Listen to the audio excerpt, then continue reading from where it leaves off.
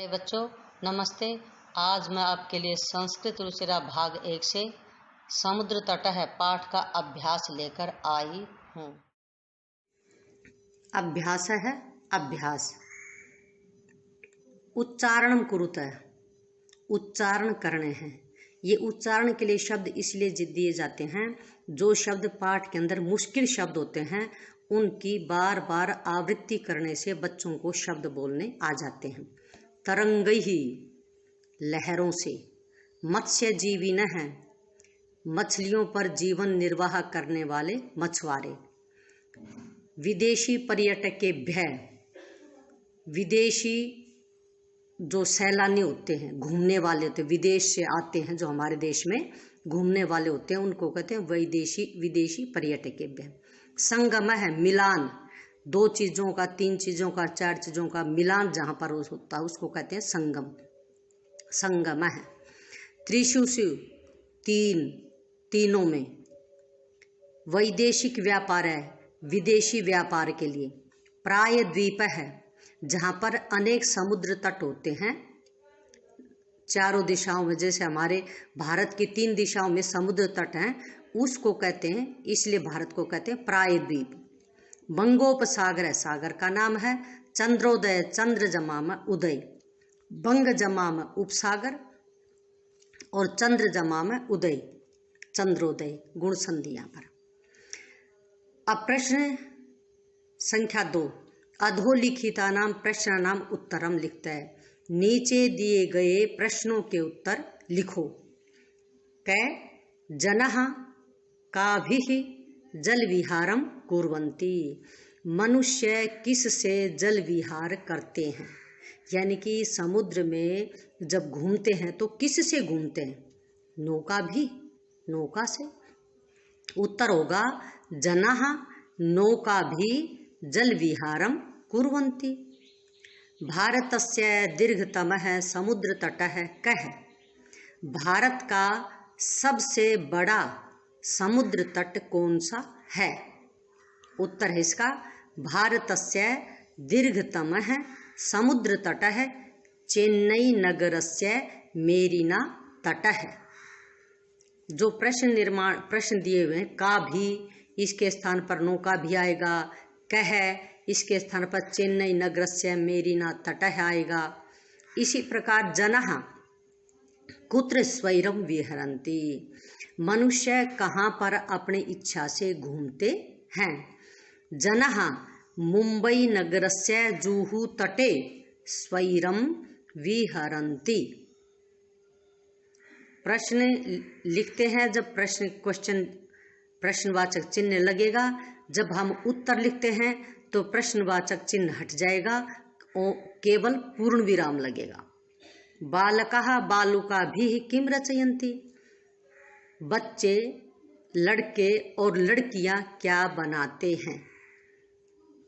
बालकः बालुकाभिः बालुकागृहं रचयन्ति, यानी कि रेत का घर बनाते हैं। कोच्चि तटः केभ्य जायते, कोच्चि तट किस नाम से जाना जाता है, किस नाम के लिए प्रसिद्ध है। कोच्चि तटः नारिकेल फलेभ्य जायते। अगला प्रश्न है बेटा, मंजूषातः पदानि चित्वा रिक्त स्थानानि पूरयतः। मंजूषा कहते हैं इस बॉक्स को, ये जो बॉक्स पिंक सा दिखाई दे रहा है इसको कहते हैं बॉक्स, मंजूषा कहते हैं इसे। तह माने से, मंजूषा से पदों को लेकर के खाली स्थान भरो, ये खाली स्थान दिए हुए हैं। तो बंगोपसागर है, सागर का नाम है। प्रायद्वीप है, अपने देश को कहते हैं प्रायद्वीप। पर्यटनाय घूमने के लिए। क्रीड़ा खेल, संगम मिलान। कै कन्याकुमारी तटे त्रयाणाम सागराणाम संगमः भवति, कन्याकुमारी के तट पर 3 सागरों का संगम होता है, यानी कि मिलान होता है। ख भारत देश है,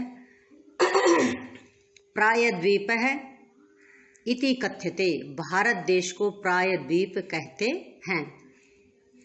ग जनः समुद्र तटं पर्यटनाय आगच्छन्ति, मनुष्य समुद्र तट पर घूमने के लिए आते हैं। घ बालेभ्य रोचते, बालेभ्य क्रीड़ा रोचते, बच्चों को खेल अच्छा लगता है। ङ भारतस्य पूर्व दिशायां बंगोपसागरः अस्ति, भारत की पूर्व दिशा में बंगोपसागर है। अगला प्रश्न है चौथा, यथा योग्यम योजयत, जिसके साथ जैसा मिलान है वैसा मिलान करना। जैसे समुद्र तट है, पर्यटनाय, इनका आपस में मिलान कैसे हुआ? समुद्र तट पर लोग घूमने के लिए आते हैं। क्रीडनकम, खिलौना खेलने के लिए होता है। दुग्धम, पोषणाय, पुष्टिकारक होता है। दीपक है, दीपक प्रकाश के लिए होता है। विद्या ज्ञान के लिए होता है। अगला प्रश्न पांचवा, तृतीया विभक्ति प्रयोगेण रिक्त स्थानानि पूरयत, तृतीया विभक्ति के प्रयोग से खाली स्थान भरो। जैसे बेटा यथा उदाहरण दे के समझाया हुआ है, व्योमः मित्रेण सह गच्छति, व्योम नाम का जो बच्चा है मित्र के साथ जाता है। तो मित्र जो शब्द था जैसे प्रकोष्ठक में दिया हुआ है, इसको कहीं इसमें तृतीया विभक्ति का प्रयोग करिए, मित्रेण। इसी प्रकार जितने भी कोष्ठक में शब्द दिए हुए हैं, इन सब में आपको तृतीया विभक्ति का प्रयोग करना है। कै बालकाः सह पठन्ति, अब कोष्ठक में दिया हुआ है बालिका शब्द, तो बालकाः बहुवचन है, तो हमें बालिका का भी बहुवचन प्रयोग करना है। तो यहाँ पर आएगा बालकाः बालिकाभिः सह पठन्ति। ख तडागेन तडागः विभाति, कमलेन कमल का कमलेन, तडागः कमलेन विभाति, तालाब कमल के फूल से सुंदर लगता है। अहमपि खेलामी, कंदुक का तृतीया का एक वचन होगा कंदुकेन, अहम जमा में अपि, मैं भी कंदुकेन फुटबॉल से खेलामी खेलता हूँ। अश्वः सह धावन्ति, अश्व का बनेगा बहुवचन में अश्वई, घोड़े घोड़ों के साथ दौड़ते हैं। अगला हंग मृगाः सह चरन्ति, मृगों के साथ चरते हैं। कौन चरते हैं? मृगैः, मृगाः मृगैः सह चरन्ति, हिरणों के साथ हिरण चरते हैं। अब अगला प्रश्न है बेटा छठा, अधोलिखितं वृत्तचित्रं पश्यत, उदाहरणानुसारेण कोष्ठकगतै शब्दै उचित वाक्यानि रचयत। नीचे एक वृत्त चित्र दिया हुआ बेटा गोलाकार का, पश्यत इसको दिखाई दे रहा है, सबको दिखाई दे रहा है। उदाहरण के अनुसार कोष्ठक में कुछ शब्द दिए हुए हैं, ये दिए हुए बेटा ऐसे, ये कोष्ठक बनाए हुए हैं। इनके उचित वाक्यों का रचना करनी, उचित वाक्यों की। जैसे नंबर दिए हुए हैं 1 2 3 4 5 6 7 8, 8 वाक्य दिए हुए हैं। रहीम जो शब्द बीच से सबसे बीच में है रहीम, रहीम ये सब का बेटा करता है, और सबके लास्ट में जो ब्लॉक बना हुआ है जैसे 1 2 3 1 2 3 4, बीच में करता है, और सबसे लास्ट वाला जो है इसमें क्रियाएं हैं। बीच में कर्ता कर्म और सहपाठी क्रियाएं हैं।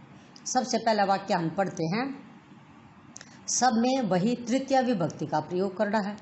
रहीमः मित्रेण सह क्रीडति, रहीम मित्र के साथ खेलता है।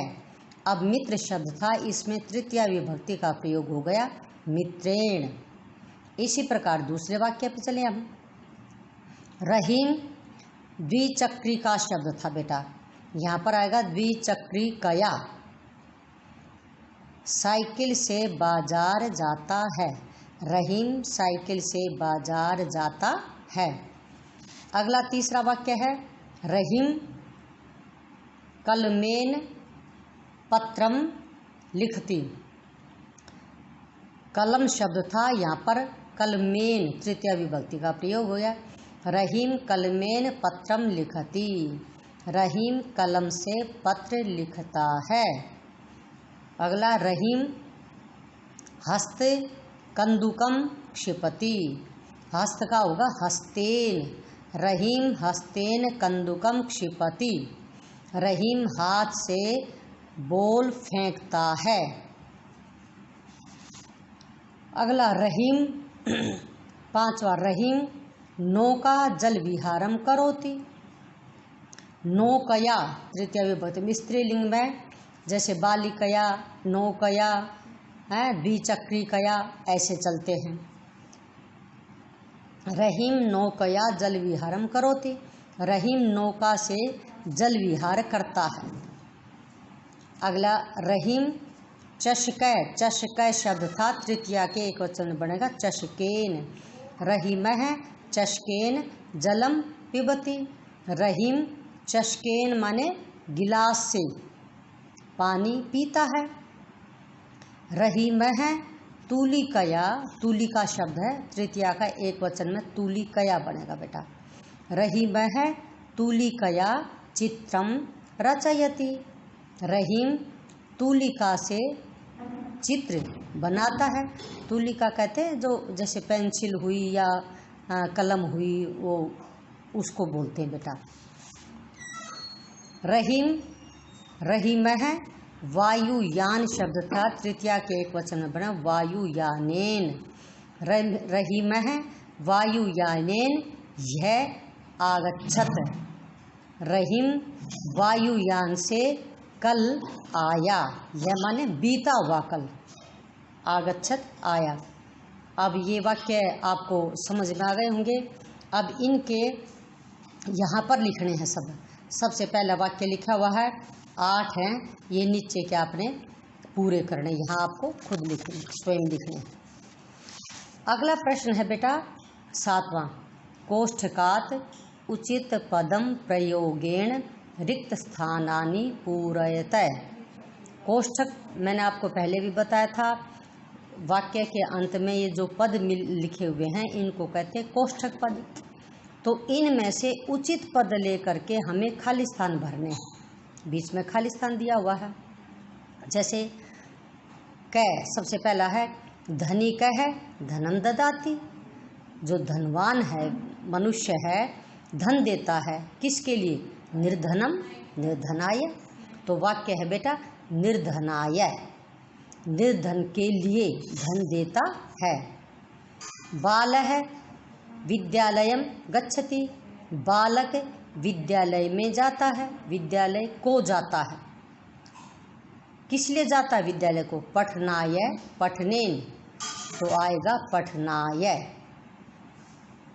सज्जनः जीवन्ति, सज्जन जीते हैं, किसके लिए जीते हैं? परोपकारम परोपकाराय, तो यहाँ पर आएगा बेटा परोपकाराय, यानी कि सज्जन परोपकार के लिए जीते हैं। यानी परोपकार कहते हैं बेटा दूसरे का भला करने वाले होता है, उसको कहते हैं परोपकार। प्रधानाचार्य है पारितोषिकम यच्छति, प्रधानाचार्य पारितोषिक देता है, पारितोषिक माने इनाम उपहार। तो यहाँ पाएगा छात्रेभ्य। नमः, किसके लिए नमः है? शिक्षकाय शिक्षकम, तो आएगा शिक्षकाय।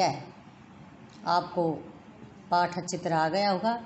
इस सारे पाठ को अब आपको अपनी जो अभ्यास पुस्तिका है उसमें लिखना है, और जो समझ में नहीं आए उसको हमसे पूछना है। बार बार पढ़ने से अभ्यास होता है, इसलिए जिस काम को एक बार कर लेते हो उसकी बार पुनरावृत्ति करना आवश्यक है। ठीक है बच्चों, आगे मिलते हैं।